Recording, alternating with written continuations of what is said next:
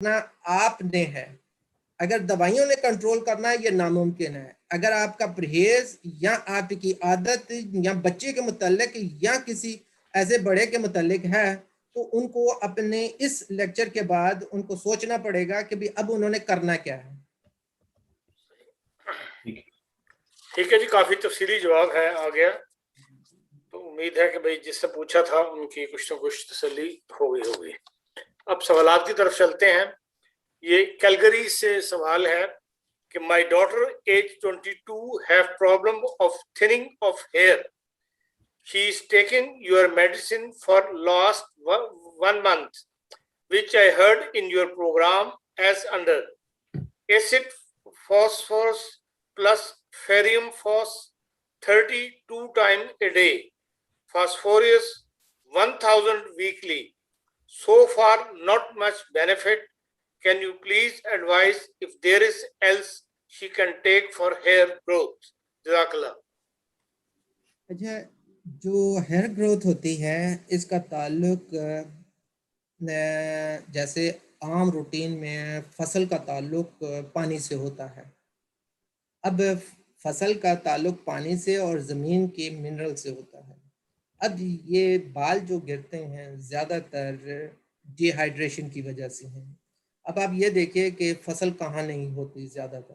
آپ ٹھنڈے ملک میں چلے جائیں جہاں گلیشیئر ہو, برف باری ہو, ادھر زیادہ تر برف باری ہو, تو وہاں درخت بہت مشکل سے اگتے ہیں یا فصل بہت مشکل سے اگتی ہے.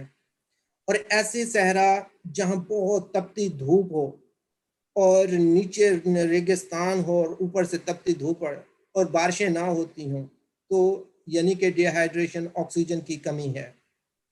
اور ایک ایسی جگہ ہوتی ہے جہاں بہت کم ہے مگر وہ بھی ہے, جیسے دلدلی زمین.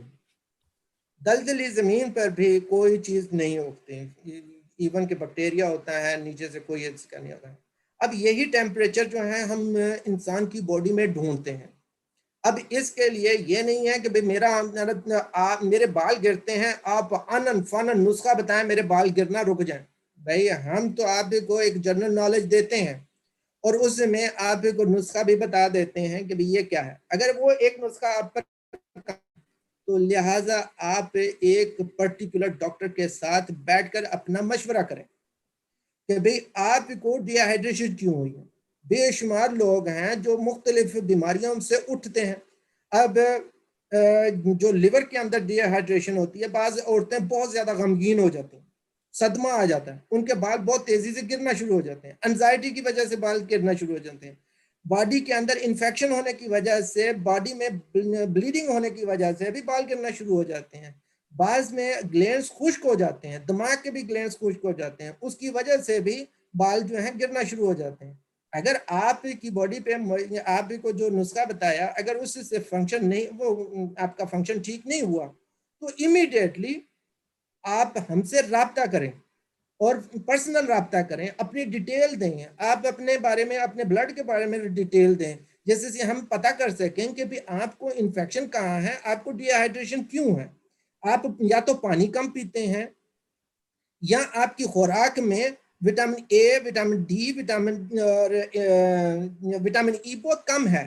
پانی کے استعمال زیادہ کرنے سے بھی بعض لوگ کہتے ہیں ہم تو پانی بہت استعمال کرتے ہیں. جی کتنا کرتے ہیں؟ یہ 3 گلاس پیتے ہیں روز کے. بھائی یہ 3 گلاس انف نہیں ہے شاید. پھر بعض کہتے ہیں ہم 12 گلاس پیتے ہیں. ہو سکتا ہے آپ 12 گلاس بھی انف نہ ہو, مگر یہ ہے کہ آپ کنسلٹیشن کے لیے تیار ہوں اور اپنی تمام رپورٹیں ہمیں بھیجیں. ہم آپ کو باقاعدہ بتائیں گے کہ کہاں فالٹ ہے اور کس وجہ سے آپ کے بال واپس آ سکتے ہیں. بعض لوگ بچے ہیں ایسے جو یونیورسٹیوں میں پڑھتے ہیں. اب یونیورسٹیوں میں پڑھنے والے بچے ہیں, انہوں نے ایگزام دینا, ان کو انزائٹی ہوتی ہے, رات کو جاگنا ہوتا ہے, انہوں نے کافی کے اوپر کافی پینی ہوتی ہے. اب کافی کیا کرتی ہے؟ خشکی پیدا کرتی ہے, نیند میں فقدان پیدا کرتی ہے. تو لازمی بات ہے ہمیں کچھ نہ کچھ ان کے بارے میں پوچھنا پڑے گا. بھئی آپ کہیں کافی تو نہیں پیتے, کہیں آپ ڈر اور خوف تو نہیں کرتے, یا بہت بچے جو ہیں وہ بہت زیادہ محنت کرتے ہیں. دودھ کہا جائے کہ بچے آپ دودھ پیا کرو اور وہ نہیں پیتے. نظر پہ اٹیک ہوتا ہے اسی وجہ سے, خشکی کی وجہ سے, کانسٹیپیشن ہوتا ہے اس کی وجہ سے بال گرتے ہیں. بے شمار چیزیں ایسی ہیں جن کو اگر ہم نے کوئی ایک نسخہ بتا دیتے ہیں وہ فنکشن نہیں کر رہا تو پلیز رابطہ کریں.